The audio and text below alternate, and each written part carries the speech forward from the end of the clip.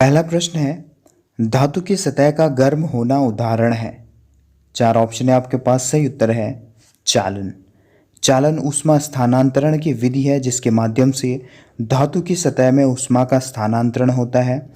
धातु की सतह एक ओर से दूसरी ओर हमें गर्म होती प्रतीत होती है। इसके अतिरिक्त दो अन्य माध्यम है ऊष्मा स्थानांतरण के, वो हैं संवहन और विकिरण। अगला क्वेश्चन है, कार्य का मात्रक होता है। चार ऑप्शन आपके पास। सही उत्तर है जूल। कार्य का मात्रक होता है जूल। कार्य एक अदिश राशि है।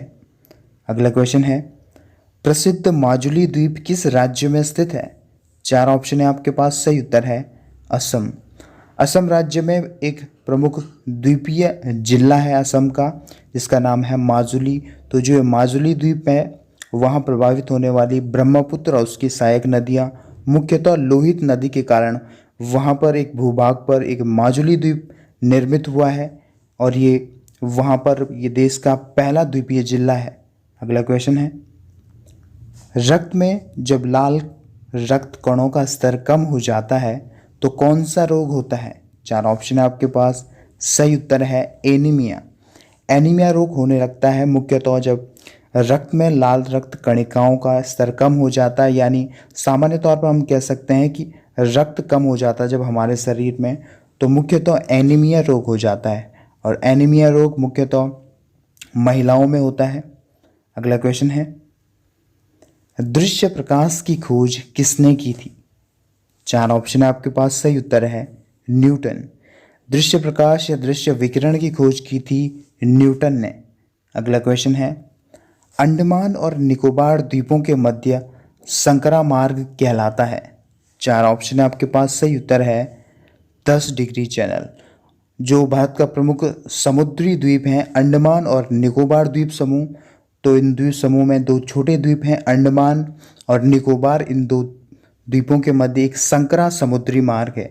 दो द्वीपों के मध्य जो संकरा समुद्री मार्ग होता है उसे कहा जाता है चैनल, और इन दो द्वीपों के बीच जो संकरा समुद्री मार्ग है उसे कहा जाता है 10 डिग्री चैनल, जो कि अंडमान और निकोबार द्वीप समूह को जोड़ता है। अगला क्वेश्चन है, मन्नार की खाड़ी स्थित है। चार ऑप्शन आपके पास। सही उत्तर है तमिलनाडु।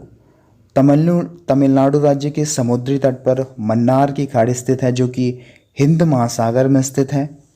अगला क्वेश्चन है, भोपाल गैस त्रासदी के लिए उत्तरदायी है। चार ऑप्शन आपके पास। सही उत्तर है मिथाइल आइसोसाइनाइड, जिसे कि MIC भी कहते हैं। ये गैस, इस गैस का रिसाव हुआ था भोपाल गैस त्रासदी में।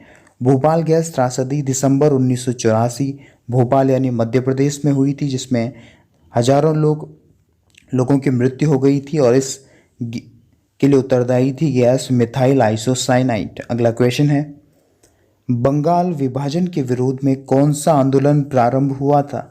चार ऑप्शन आपके पास। सही उत्तर है स्वदेशी आंदोलन।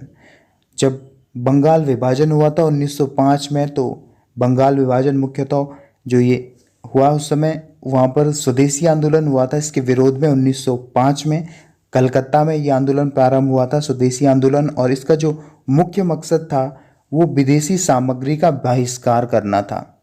अगला क्वेश्चन है, किस अनुच्छेद में वित्तीय आपातकाल का प्रावधान है। चार ऑप्शन आपके पास। सही उत्तर है अनुच्छेद 360।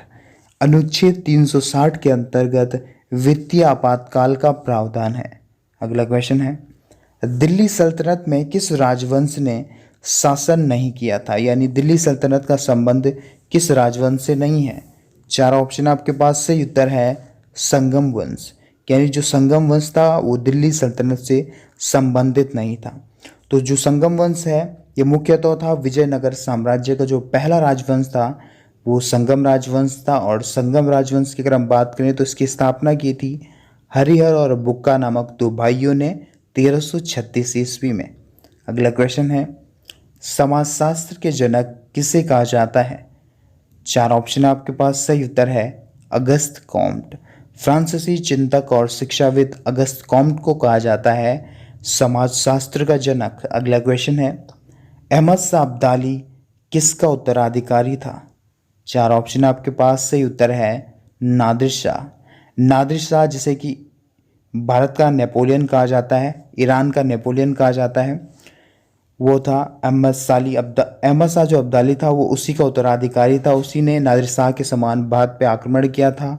और अहमद शाह अब्दाली इसलिए भी प्रसिद्ध है, जो भारत की तीसरा युद्ध हुआ था पानीपत का तृतीय युद्ध 1761 ईस्वी में, उसमें अहमद शाह अब्दाली और मराठाओं के बीच ये युद्ध हुआ था।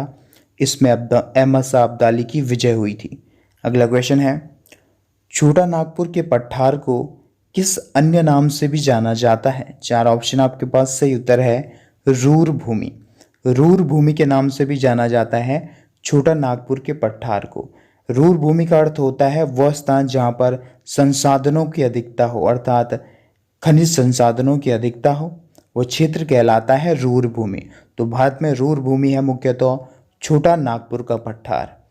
अगर इसके छोटा नागपुर पठार की स्थिति के बारे में बात करें तो ये झारखंड, बिहार और छत्तीसगढ़ राज्य में फैला हुआ है। अगला क्वेश्चन है, सुंदरवन को कब यूनेस्को द्वारा विश्व धरोहर स्थल घोषित किया गया? चार ऑप्शन आपके पास, सही उत्तर है 1987। 1987 में यूनेस्को द्वारा सुंदरवन को विश्व धरोहर स्थल घोषित किया गया। यह स्थित है पश्चिम बंगाल राज्य में। और जो सुंदरवन है एक टाइगर रिजर्व भी है और राष्ट्रीय उद्यान भी है। यहाँ पर रॉयल बंगाल टाइगर का संरक्षण किया जाता है। अगला क्वेश्चन है, निम्न में से किस खिलाड़ी का संबंध क्रिकेट से है? चार ऑप्शन आपके पास, सही उत्तर है रिकी पॉन्टिंग। ऑस्ट्रेलिया के खिलाड़ी और ऑस्ट्रेलिया टीम के पूर्व कप्तान रिकी पॉन्टिंग हैं और ये ऑस्ट्रेलिया क्रिकेट टीम के कप्तान रह चुके हैं। अगला क्वेश्चन है, हरियाणा से बेटी बचाओ और बेटी पढ़ाओ योजना को प्रारंभ करने का उद्देश्य क्या है?